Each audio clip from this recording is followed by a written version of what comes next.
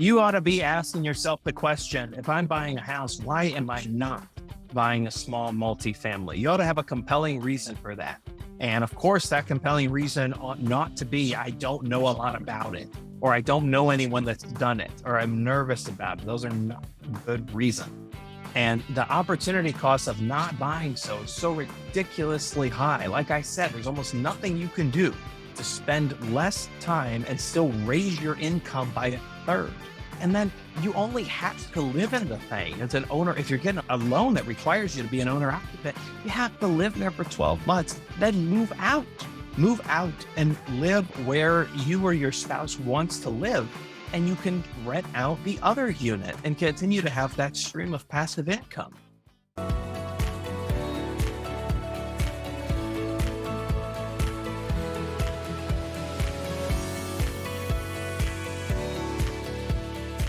Hello, everyone, and welcome to the Journey to Multifamily Millions. I'm your host, founder and CEO of Zana Investments, Tim Little.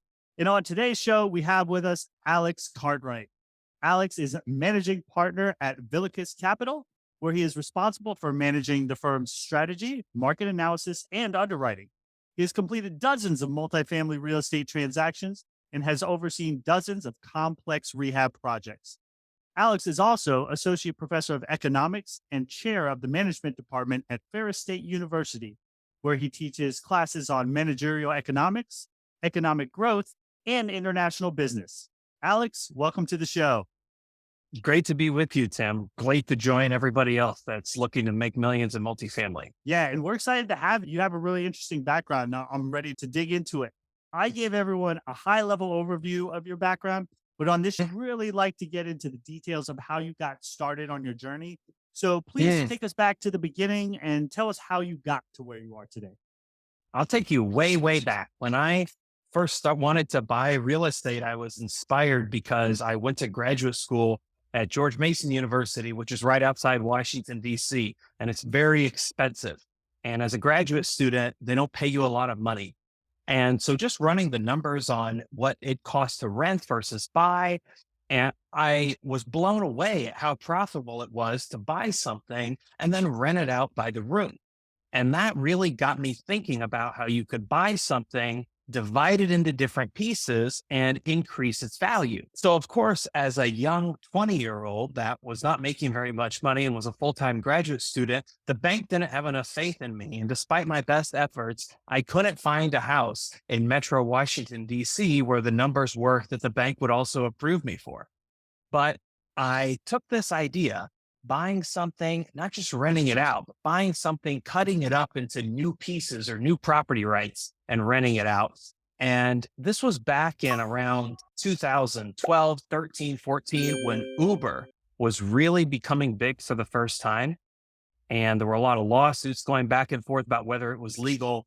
And so I had this idea that if I could buy a house, rent out the bedrooms, and make money that way, perhaps I could buy cars and rent them to Uber drivers. And so I thought maybe people want to drive for Uber part-time, other students, or people that don't have cars, or people that don't have a hybrid, they don't have an Uber approved car, or they don't want to use their own car, whatever the story is. And so I came up with this model where you could come and pick up one of my cars, and I didn't charge by the mile or by the hour. I took a percentage of the earnings, and I leased out a lot of spaces in a parking garage in a pretty central location of downtown DC so that people could take public transport to pick up the cars, and then they could drive them for Uber, fill them up with gas, and put them back when they were done. I developed a website and some other stuff that automated the logistics of the renting. And cars are not as good of a investment as real estate, namely because they depreciate, right? Like the value of every car is essentially going to zero unless you're lucky enough to have stumbled upon a collector car, especially cars that are getting 50,000 miles a year put on them. But still, I felt like a genius because I took my $10,000 and $12,000 Toyotas that cost $200 and $300 a month and rented them out for what was the equivalent of around $100 a day. And of course, that was spread out to a couple different drivers, and they were the cars were on the road all the time. But in the back of my mind, I was always thinking about real estate investing. And in order to make money while I was going to school, I did a lot of Uber driving myself and did around 4,000 trips as an Uber driver. I took people to Air Force One. I got mugged a couple times. People did drugs in the car. I got stories that are so wild that if you didn't believe me, I wouldn't blame you. And at one point, I had about a dozen cars going on Uber, I was a tough business. It was not passive income. However, that helped me go to school, get my degree, and save money that I ultimately needed to make the jump into multifamily. And so, like a lot of people, I started off with a house hack when I was younger and got my first job. And I strongly recommend that to people that are young and are interested in multifamily. Now, that's not for everyone, but your lifestyle is most flexible when you're young. And so we can talk about why I think that's just darn near the best move you can make. Let me just sidetrack there for 1 second. If you're young and you're a little hesitant about that, think of it this way. Most people's housing costs around a third of their income every month. Whereas if you can make your housing a zero by buying a duplex or a fourplex and living in one unit and renting out all the others to pay for the mortgage, you're effectively raising your income by a third. And there's almost nothing else that you can do to raise your income by a third where you don't have to give away more of your time. I don't know that the return on most graduate schools is as high as buying a small multifamily with an FHA loan. Then you kind of get to be a landlord with training wheels. A lot of people get started that way. But I understand some people are older, they have a family, they have to live in a market where that doesn't make sense. But if it can work out for you, you really got to think about the opportunity cost of not doing it. I got started that way and bought another multifamily and another multifamily. And soon I had a couple dozen. And I had a lot of people that wanted to place capital with me to deploy into multifamily. And I just overseeing different rehab projects, et cetera. My knowledge was growing. And it wasn't my intention to be in real estate full time. Got a very rewarding job as an economics professor and get to impact young people's lives every day.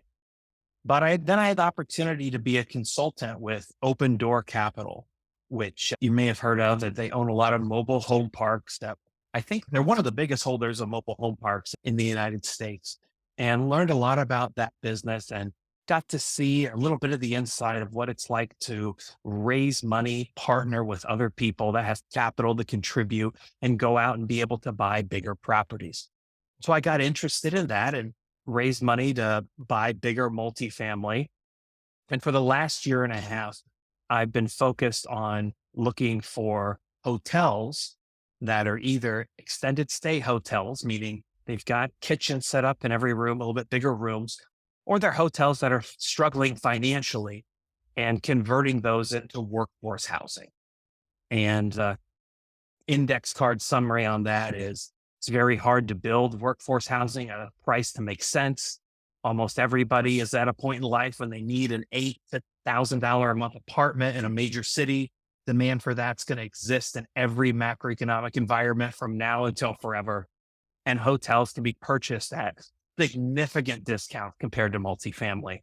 And so we're able to buy these things very cheaply. And once they're stabilized, you can refinance them or sell them for significantly more money. So they're buying something where in a market where they can't be built, not that it's not allowed, just that it's not profitable to build them, and serving a segment of the market that others are not able to serve. And over the last year and a half, I've decided that's where I've been focusing on building a brand out, learning everything that I could about hotel conversions and trying to be disciplined about only doing hotel conversion deals. No, that is awesome. And so much to unpack there. So I want to start. I really respect and admire your entrepreneurial zeal when you were in grad school to think of doing that and making the connection to the Uber cars and just having the forethought to build all that out. Because I have to imagine, like you said, it wasn't exactly passive and you had to build the systems and everything else to track it, make sure people weren't just driving off with your cars. And That's It right. It just, happened. It happened. And I tell you what was a real pain in the butt is where they have these red light cameras or speeding cameras where people would get tickets in the car all the time. And I'd have to go and figure out who was responsible for what ticket and charge them and pay all the tickets. And it absolutely made money, but there was a lot of administration. And of course, this cars would inevitably get in fender benders. And thank goodness nobody ever got hurt. But then car was off the road, you have to get it repaired. And that could happen at any hour of the day. And I needed to be present whenever a car got hurt and or somebody got hurt. And the cars needed constant maintenance and they needed to be cleaned. And it's not like they're always in the same place, right? They're mobile, flat tires and breakdowns, right? These kind of things could happen anywhere. I had cars in Philadelphia and Baltimore and in Washington, D.C. It's kind of a big geographic area where I'd have to go and track down the cars sometime. But you're right in that it's like any business where there are parts of it that are not passive, they're active. And even lots of parts of real estate are active and they require very careful, diligent, intentional management. And the best thing that you can do is to build systems so that you can scale. I was about to say it's the only way you can be successful in something, especially like the model you were talking about, because you're going to Mhm. run into these obstacles and you're like, okay, how do I fix that for next time? How do I track that to prevent it in the future? And it's just by building Mhm. out those systems that you're able to do that and be successful. And I really appreciate that you were an Uber driver for as long as you were to do 4,000 trips. It gives you keen insight into the business you were running. If you were doing it at the same time, I would imagine. That's right. Parts of it were very difficult, but parts of it were rewarding. I would say that the exciting part was to just get in the car and not know where you were going to end up. And so I like being able to see different neighborhoods and talk to different people, learn different things. That kind of adventurous aspect of it was exciting. So I've definitely driven over, I think I'm at 4,000 trips on Uber and maybe 1,500 or so on Lyft, which there are plenty of people out there with more trips. But that's not nothing all night long, Friday and Saturday, every weekend for almost 2 years. I've been up and down every street in Baltimore and almost every street in the metro Washington, DC area. And it's humbling because you see how people of different walks of life treat you as a driver and they don't know your background. And then you also get to see the challenges that people, all kinds of walks of life are facing. When somebody gets in a Uber car, as you can imagine, they figure that they're not going to see the driver ever again. And they're very likely correct in that. And so they reveal a lot of personal stuff, usually about the challenges that they're facing. And some of it I definitely wish people would have kept to themselves. Like I remember one lady getting in the car and telling me about all this stuff she just shoplifted from Target, where I picked her up and what a high she got off of it, how she's addicted to shoplifting and different people with drug problems, etc. But it became a motivation in a sense. It's where I really started to learn and see just how much housing, the quality of housing, the location of housing, and the cost of housing impacts somebody's day to day life and impacts their family. And it was obviously difficult for me to pay for rent in expensive Northern Virginia as a grad school student. And I watched a lot of other people that were struggling to go to work and pay to live in an expensive environment like that. And that's what one of the things that made me interested in providing affordable housing. And I'll tell you that, like, when I talk to people about hotel conversions, a lot of people immediately say something like, I'm not very excited about that because they're not sexy buildings with swimming pools. Some of them do have pools, but with really high class amenities and fancy kitchens, etc. And really what some people that are potential investors say is something along the lines of, I can't brag to my friends about being invested in a hotel conversion. So I'm not really interested in putting money in one, or I don't see myself living there. But hanging out as an Uber driver around a lot of people of very limited income really taught me how the difference between a $700 a month rent and $1,000 or $1,100 a month rent for somebody that's making 25 to 35 grand a year, that's huge. And there aren't places essentially in most major cities, quality places where they could live for $700, $800. And just because it's not ideal to live in a small space like a hotel room, that doesn't mean that it's not a valuable product. It doesn't mean there's not a ton of demand out there for it. Even though it's maybe not the prettiest thing, that doesn't mean that it's not needed and it's profitable. Yeah, absolutely. Sometimes investors get hung up on this idea of a trophy investment, but that trophy investment, that class A with all the amenities, is not going to do nearly as much good from a societal perspective as the kind of thing that you're talking about. Because as you discussed before, there are disincentives for building workforce housing, right? It's Mhm. just not economically feasible based on the Right. cost of all the materials, etc. It's not that people That's don't right. want to, it's that they can't. That's So right. Is that they and think of it this way. And when we say they can, sometimes I say that language and I feel like people are confused. It's not like there's some law against it. But think of it this way. Say you're building a new multifamily. The shingles that you're putting on the roof cost the same, whether you're building A class or B class or C class. And the window, I don't know if maybe you put a little bit higher grade window in A class, something bigger, fancier, but it doesn't cost that much more than the B class or C class. But really think of it this way. It doesn't cost you any less money to hire an electrician to come out and run wire for, let's say, recessed lights in the ceiling because it's workforce housing versus A class housing. It doesn't cost any less money to hire the plumber to install the $100 sink faucet, kitchen sink, instead of the $250 kitchen sink faucet, right? There are a lot of these fixed costs in construction, like labor, land, etc., that are the same, whether you build workforce housing or you build A class, more luxury oriented housing. And the luxury oriented housing is valued highly by the market right now, where the way the interest rates are and folks not being able to buy starter homes as much, that pushes more people into the rental market. But we get this trickle down effect in the rental market where fewer people buying new homes, like starter homes, young people, that pushes them more into the rental market, right? And you got the average income of a renter is now higher than ever. You got more millionaire renters than ever before. More people are earning over 200,000 renting than ever before in the history of the United States.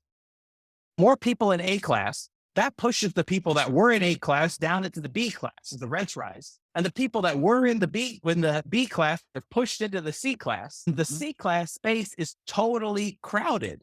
And that is exactly the space where the supply is not expanding and there is the most demand. That's exactly the space where I want to be as an investor. Yeah, exactly. And just to your point about how where you live can impact opportunities, stuff like that, I could attest because I lived in DC as my first job after grad school. And Mm, we chose to buy because we were at that time childless couple in our 20s/30s. And we wanted something that was affordable for us. We didn't want to have to stretch. So we were looking at Northern Virginia and it was like 150,000 more there than some of the places that we were looking at. And so we wound up moving east of the river, if that means anything to you, that the mhm, Castilla River, mhm, mhm. because it's both a literal and mental border, like a place that many people just will not live. And we were willing to live there, and we were rewarded with a nice brick row house for significantly less than, say, a mile away in Eastern Sure, or other sure. areas. And the one of the things we noticed is taxis would not take us home. We would Mm, go have fun out in town, whatever, before we had kids. It's, yeah, we could take public transportation home. Maybe we don't feel like taking the bus that day, whatever. But if we tried to get a taxi, we would tell them where we were going, and it was a mm. no. And so we literally were not able to get rides home sometimes. Uber was the only way that we could get home in those scenarios. So it's a real thing Mm, that people don't mm. even want to deal with certain parts of the city just based Mhm. on their assumptions, associations, etc. The next thing I wanted to move to was the house hacking, because I think it's an important point to hit again. You talked about how for that certain time in your life where you're young and unencumbered and everything else, if you Mhm. have the means by which to buy a house, then look at getting a duplex, triplex, whatever you can get, because it'll Yeah, actually put you in a better economic situation than 100%. You ought to be asking yourself the question, if I'm buying a house, why am I not buying a small multifamily? You ought to have a compelling reason for that. And of course, that compelling reason ought not to be, I don't know a lot about it, or I don't know anyone that's done it, or I'm nervous about it. Those are not good reasons. And the opportunity cost of not buying so is so ridiculously high. Like I said, there's almost nothing you can do to spend less time and still raise your income by a third. And then you only have to live in the thing as an owner. If you're getting a loan that requires you to be an owner occupant, you have to live there for 12 months, then move out and live where you or your spouse wants to live, and you can rent out the other unit and continue to have that stream of passive income. The other thing with the house hack, just to think about it, to get a FHA loan, you put down 3.5%. Let's say we're talking about a $200,000 duplex for easy math. That means that you have got to put down $7,000. This is not some thing that everybody can save up or find a way to get $7,000 for this down payment. $7,000. Now, we don't bet on appreciation as real estate investors. We certainly hope that it happens, that the properties go up in value, and we try to account for that by buying things that are irreplaceable in phenomenal markets and that offer something that other properties don't offer, and markets that where we think there's a compelling reason for the growth, economic growth to continue, but we don't bet on it. However, is it very likely that the house will appreciate 3.5% over 1 year or 3.5% over 2 years? That's 3.5% over 2 years. That's less than 2% appreciation a year. Is that pretty likely? I would say yes. A long run inflation is higher than 2% a year. And inflation right now is around 6%. But if you could appreciate at just 3.5% in 1 year, that's $7,000. You will have gotten your entire down payment back. You will own the house for free after 1 year, and you will have lived there for free. Think about what that has done. And of course, you would have paid down the mortgage and all these other things. Think about what that does for your ability to put money into other investments, or what that does to your mental well-being, knowing that no matter what happens to you, your housing is covered. You don't have to worry about how you're going to pay the rent because you've got this other income to take care of you. I'll tell you what's disappointing to me about this, as I think this is the best investment available to young people today. And I teach maybe, I would say around 200 to 300 students per semester, depending on what I'm teaching, the size of the classes, it varies. And that's across all my classes. And I always love to teach like the 200 level introduction to economics. I want to be their first taste to economics and encourage people to be economics majors. And I always talk to them about opportunity costs, putting dollars on opportunities missed out. There is a cost to buying a single family house. There may not be a price to it. And you might not have to write a check every month for those lost opportunities of not having a duplex. But just because you're ignorant to some opportunity doesn't mean that the costs aren't real. So I talked to them about that, and I talked to them about house hacking and walk through some examples, especially at the end of the semester. And I think that after doing this for maybe really pushing house hacking to all my students at the end of the semester, people that are just about to graduate, I can think of two, maybe three people that have done it over 4 years. And that's 400 to 500 students a year. Everybody's got some brothers, sisters, uncles, cousins, friend that one time owned a rental property and I don't know, the tenant didn't pay or the toilet broke or something and it stressed them out. And therefore their parents or their friends, somebody else told them it wasn't a good idea.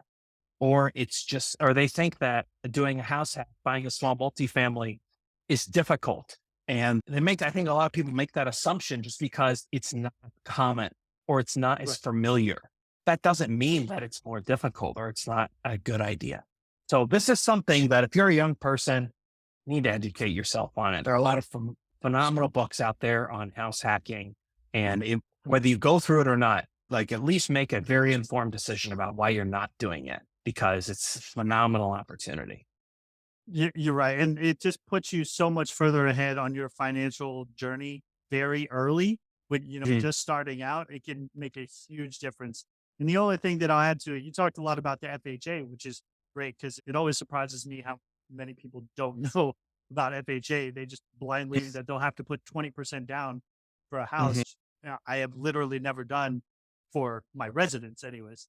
But also for the military veterans out there like myself, they have VA loan at their disposal, and you absolutely can get up to a quadplex using a lot of people, Mhm. again, think it's hard or it's complicated. Oh, because it's the VA loan, so you can't possibly get anything other than single family. Not true. As long as you can find it, qualify for it. And one thing I don't know if you mentioned it was sometimes you can get the income from the other units to help you qualify Yeah. with the Yeah. bank, which That's right. removes almost all the obstacles at that point. I know. So I know so many people. I've even had people working for me in a very entry level position, making, let's say, around 40 grand a year, entry level salary, and they're able to qualify for 400 plus $1,000 quadplexes with 4 units. And that's because they're able to count the income from the other 3 units that they will not occupy as an owner. They're able to count that as their income to qualify for the property.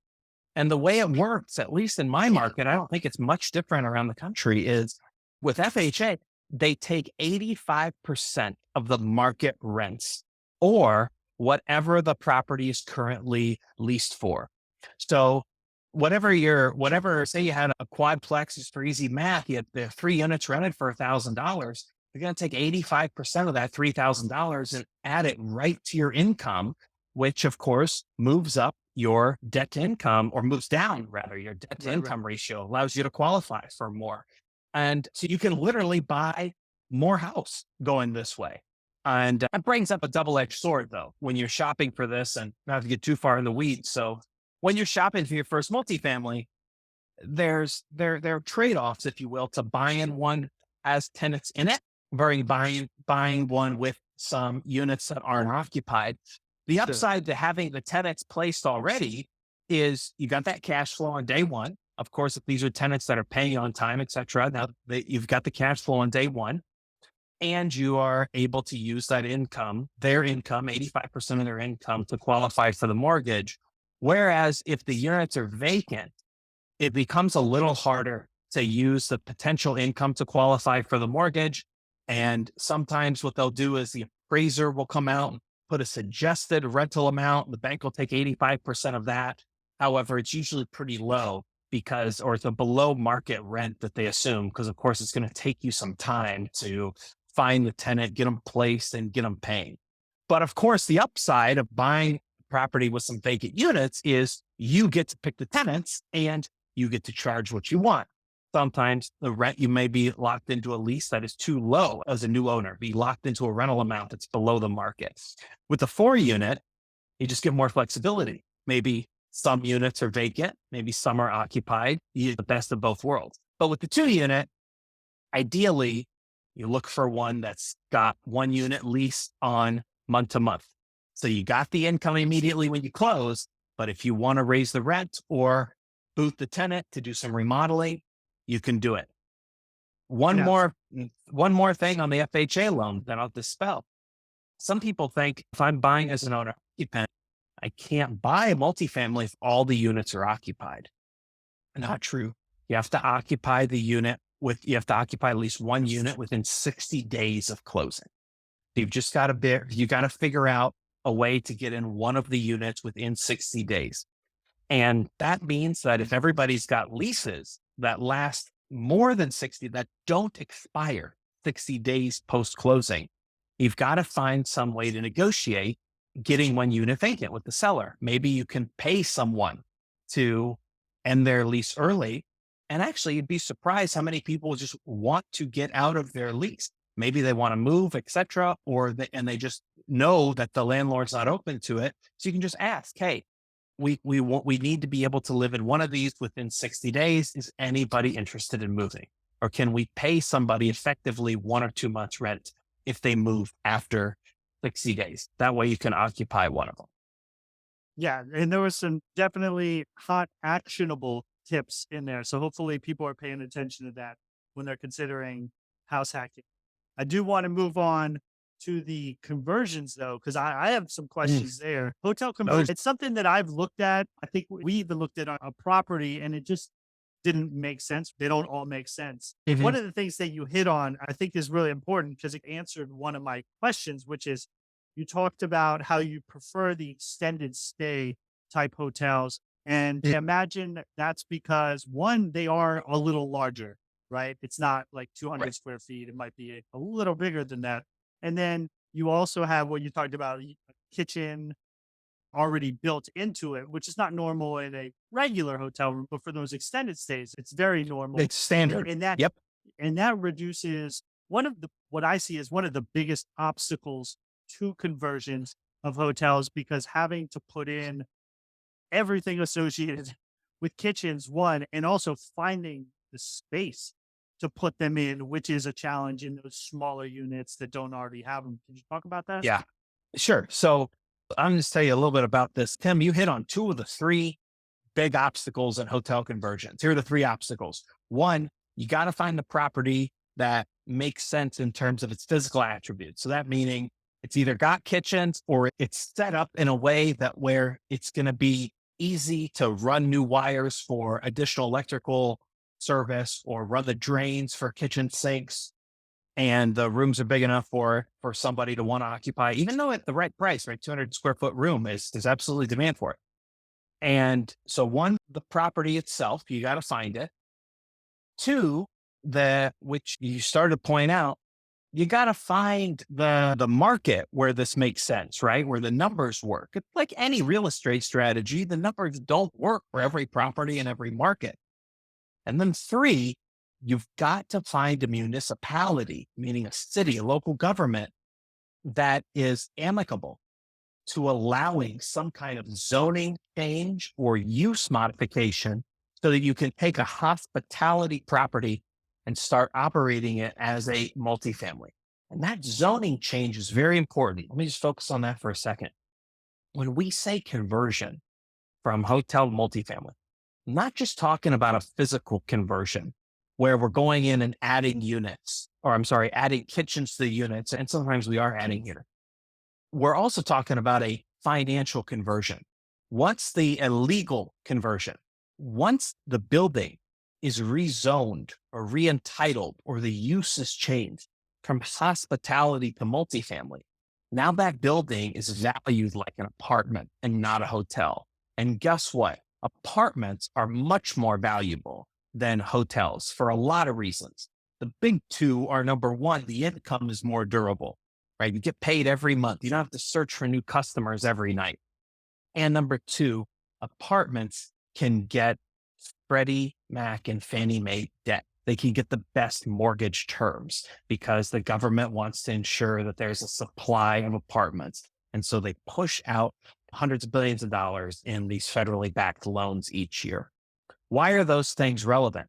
Because the cap rate or the value placed on a dollar of income in a multifamily is almost 2x, sometimes 3x as valuable as income that you get from a hotel. So, whereas $1 of hotel income might get multiplied by 5 to 7, a dollar of multifamily income might get multiplied between 15 and 20. So even if you're pulling in less dollars in revenue as a multifamily, which usually you're not, at post conversion, usually you're not pulling in less dollars. But even if you were pulling in fewer dollars, those dollars are more valuable because they're coming from a multifamily asset. They get multiplied by a larger multiplier, a lower cap rate. And so when you do the conversion, the big benefit is we're taking advantage of that cap rate compression, like a cap rate arbitrage, if you will. We're buying at a high cap rate as a hotel, and we're stabilizing the property and then either refinancing or exiting at a significantly lower multifamily cap rate. And what that cap rate compression spells out for investors is it's not just big upside, but also limited downside. As people that are buying just regular multifamily, we hope that cap rates don't rise. But when you're buying a hotel, even if multifamily cap rates rise, guess what? They're still going to be lower than hotel cap rates. So you're always buying something where the cap rate is going to fall. So hence, that limited downside makes these things a lot lower risk. And you're in a market where you can't build more C-class housing. And hence, so there's limited supply and a lot of demand. But let me talk about the extended stay. Just one more comment on that. I know I'm going on and I'm sure you have another question, but a lot of people out there want the extended stays. And so they're hard to find. And the values of the extended stays have really gone up quite a bit as people can't find a multifamily to put their money in. And so they go and they purchase an extended stay. There are deals out there. Of the 3 deals I'm working on right now, 2 are extended stay properties and 1 is not. And so the rule that I follow is just run the numbers. Just are adding kitchens complicated and could it be expensive? Yes, but just see if it makes sense. When you're buying something at $20,000 per unit, adding a $10,000 kitchen makes sense, especially if you're in a market where a C-class apartment is selling for $120,000 to $150,000 per unit. So all of these things are fundamentally empirical questions, meaning just sit down and see what the numbers tell you. When I first heard of hotel conversion, I thought, what a huge pain in the butt. You have to go negotiate with the city. You have to potentially add these kitchens. Maybe you have to get the franchise removed from the hotel. You got to figure out how to lease all these units up. Yeah. There's more to learn than just a standard apartment deal, right? But then I just sat down and I put a price on all those problems. Kind of like when you go and see an ugly house. You don't say, oh my gosh, this house is ugly. It needs too much work. You only know it needs too much work until you run the numbers. And so I started learning how to really accurately put those numbers on these hotel deals. And you know what I discovered? These problems are worth figuring out because you can buy these hotels so cheaply and because they're in usually phenomenal locations. Hotels are in locations close to major employment centers and retail. Hotels have got great amenities. And you can buy these things so cheap compared to other multifamily. And of course, like we've mentioned before, there's so much demand for workforce housing. So you're right, a lot of moving parts, and you run the numbers on it, but then these problems are usually worth solving. Yeah. And when you're talking about units that are this small, I don't know if we categorize them as efficiencies. Usually I never really found that it makes sense to decrease the unit count at hotels. They call them doors or keys. It never makes sense to decrease the key count just because you're never really getting a 2-bedroom that rents at twice the price of a 1-bedroom or a big 1-bedroom that rents at twice the price of an efficiency. It's market dependent. There are some reasons you might do that. I think the most compelling reason would be, say, in a very large hotel, like 250 units, maybe you would cut the number of units down just because it would take a long time to lease out 250 units. And so maybe you'd get some bigger units just to lease them out faster. But generally, it doesn't make sense to expand the unit sizes and have a lower number of rooms in a hotel. And like you said, it's based on market demands. So as long as you know the demand is there for those smaller units, then that deal is going to make sense. I guess my question would be, where do you find that you usually find deals that make sense and that demand is there for those really small units? Is that mostly in urban areas, in cities, or like right on the outskirts of cities? They are in cities, the outskirts of cities for sure. That it's almost everywhere because like I'm looking at just for example, I'll give you some numbers. So like I've got pro forma rents on different projects anywhere from $650 a unit to $850 a unit. And that's including a utility. I'm sorry, not a utility package. It doesn't include, but that includes like access to internet and cable, which by the way, the hotel's already wired up for.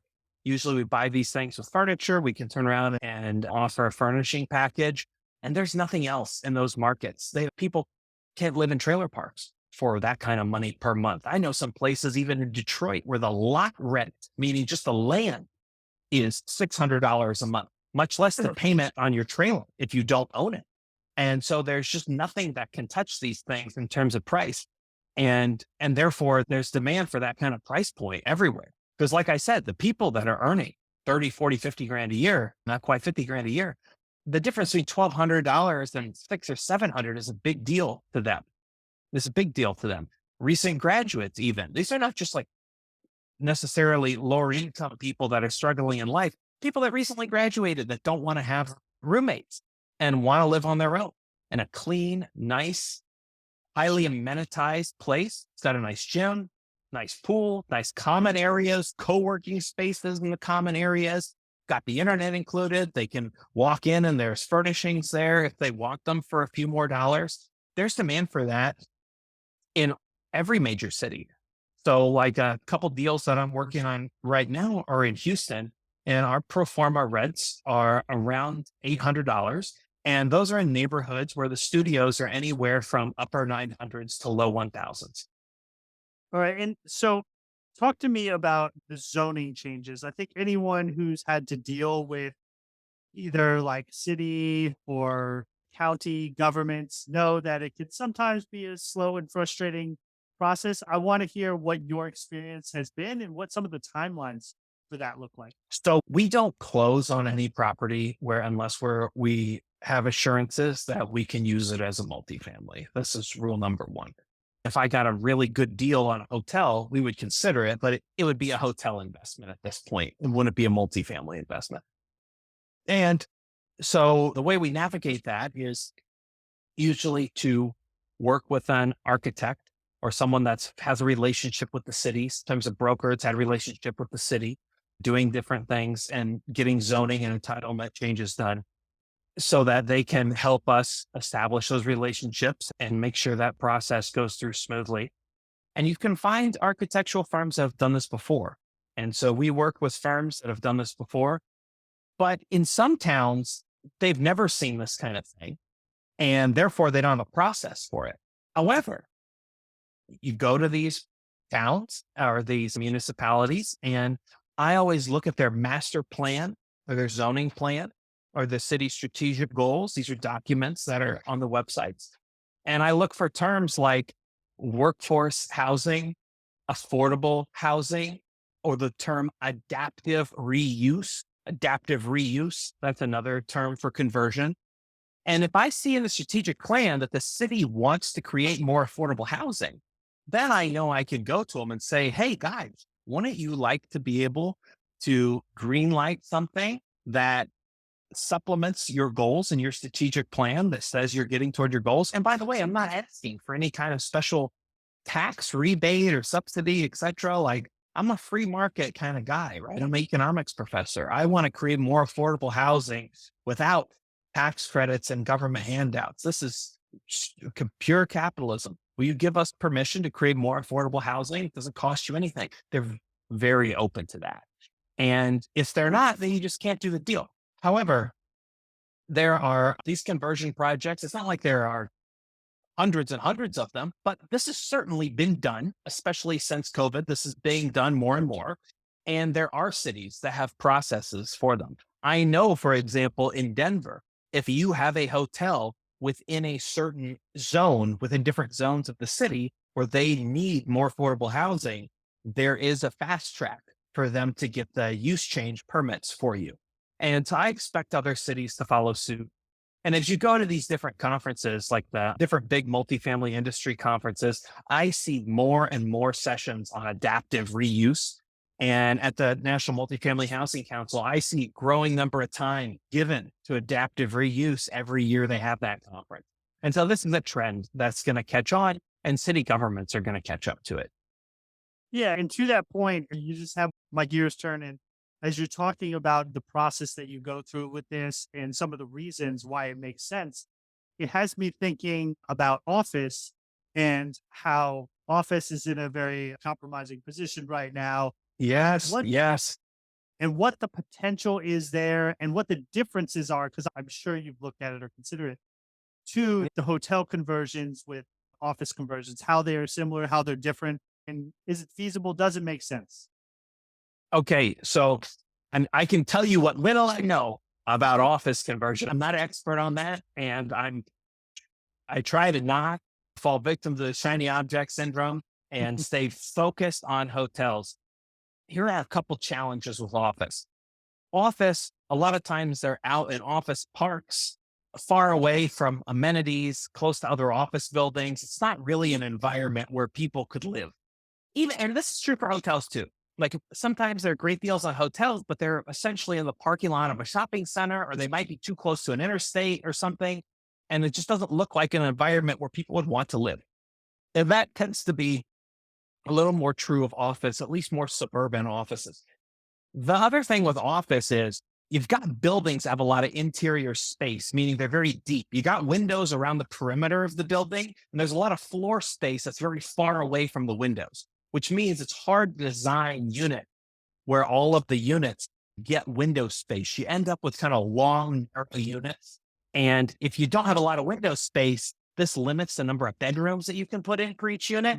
You got to have the office building that makes sense. So it's usually a smaller office building. The upside to office building is, like you said, they can be purchased cheaply, even though you got to have the office totally vacant though. Like it's easy to vacate a hotel. You just don't accept any more reservations. Offices, there may be long-term leases that are expensive to break, but it's a problem you put a price on. And the good thing with offices, usually they're open, not a lot of walls, easy to run plumbing and electrical. And so it can be done, but just the architecture of the building, like I said, where you got a lot of windows on the perimeter and a lot of floor space that's far away from the windows, that makes the design of it more complicated. And that requires more construction. And construction's expensive, not just in terms of time and money, but the unknown, right? The unknown that's involved. And there's sometimes more unknown there than with the hotels. So I'm focused on hotels right now, but from the people I've talked to that are experts in office conversion, the rule of thumb is, and again, just a rule of thumb, so it's imperfect. If you find an office building that can be purchased less than $22 a square foot, and it's in a location where people want to live, okay, now those are numbers where a conversion probably makes sense. That's not most office buildings at this time. Yeah, no, I appreciate that insight. It just gives us some good perspective on these different asset types as we're Mhm. talking through it. This has been some awesome conversation on the conversion side, and it's something that I don't think I've had the opportunity to talk about on the show. So I know it's going to be some great value for the listeners. We do need to get on to the turbo round, though. So you ready for that? Okay, I'm ready. All right. First question: what is one red flag every investor should look out for? One, I'm going to offer, I know you said one. Okay, here's one. Look at their website when you're looking. Is this a property red flag or like a red flag when you are when you put in capital with somebody else? Sorry to ask that for that clarification. No, I'd say it's a red flag for anyone who's thinking of investing. Okay. So take it from there. Okay. If you're looking to put capital with somebody else, make sure that it's a mission-driven company. There are a lot of companies out there, they say they're mission-driven because it's a buzzword. Here's why that's important. Even, I would say, maybe not until the last 18, 24 months was I completely convinced that this was essential, but it is. That's why you want a mission-driven company. There are going to be moments with every investment, and just at some point, there are going to be moments where stuff does not go according to plan, where you're throwing a curveball, and where it's stressful, and owning and operating the property is a pain in the butt. And when it is a pain in the butt, you've got to wonder what is going to keep the person that is managing my capital motivated to do a good job for me. It's easy for them to be motivated and optimistic and full of energy when things are going great. But what about when things are going poorly? they've got to have a mission that's going to keep them motivated to keep working on the days where things are not going well. And that mission cannot just be to make money, because as soon as things don't go well, there are other things that the manager can go and do to make money. There's other things the company could go and do. And those may not be in the best interest of their investors. And so I'm really proud that our mission is to create more affordable housing. We want to create 10,000 units of affordable housing over the next 5 years. And I'm energized by that mission when I get up in the morning, because I think that hotel conversions are the best way to do it.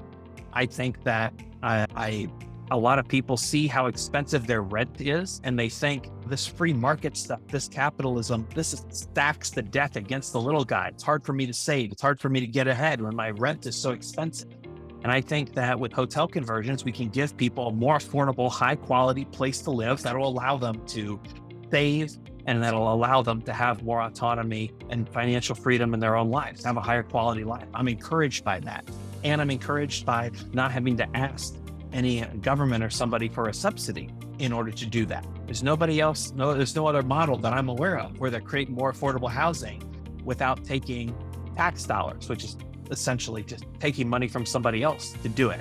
So you want to look for somebody that has a mission that is going to keep them motivated, keep them doing the right thing, keep them executing the plan they said they're going to execute, even when things are not going according to plan. Yeah, I think that's awesome, because it just reinforces the alignment of interest with the investor, not just from their financial goals, but also of their values. If they have aligned values with that operator, it's going to make a difference. All right, second question. What is a myth about this business that you would like to set straight? I think a myth is that you should just buy and hold and just never sell. Just buy and close your eyes and hold. I think that violates that. We want to always be running the numbers on all the decisions that we make. And we want to get really confident in running the numbers. That way we don't have to follow these guidelines or these general principles. And there are times when it makes sense to sell. There are times when it makes sense to change into a new property. And I would love to always be buying, but if the numbers make sense, it can be productive to pause. You don't always have to be buying. You don't always have to be holding. Yeah, and I think there was no better time to prove your point than during the pandemic, when returns shot up so quickly that a lot of operators weren't even expecting it. These 5-year holds turned into 3, and in some cases 2-year holds, because they were actually hitting the numbers. And so it was in the best interest for the investors to say, hey, I know we said we were going to hold it for 5 years, but if you could have that same money in 2, that's better for you. So Absolutely. All right. So third question, what does success look like to you? Success is when we're living out the values that underline our mission. When we're achieving our mission and we're doing it by living out the values that are important to us. And so success looks like creating more affordable housing and using that and helping tenants have higher quality lives by being able to have more money in their pocket and being more financially stable because their housing is more affordable. And doing that by creating value for our investors and creating value for everybody that interacts with that property, not taking it from the government who just took it from somebody else. Awesome. All right. Hey, Alex, this has been a great conversation. I know I learned a lot. I hope everyone else did too. Please tell our guests how they can get a hold of you, and if you have anything else that you'd like to share with them.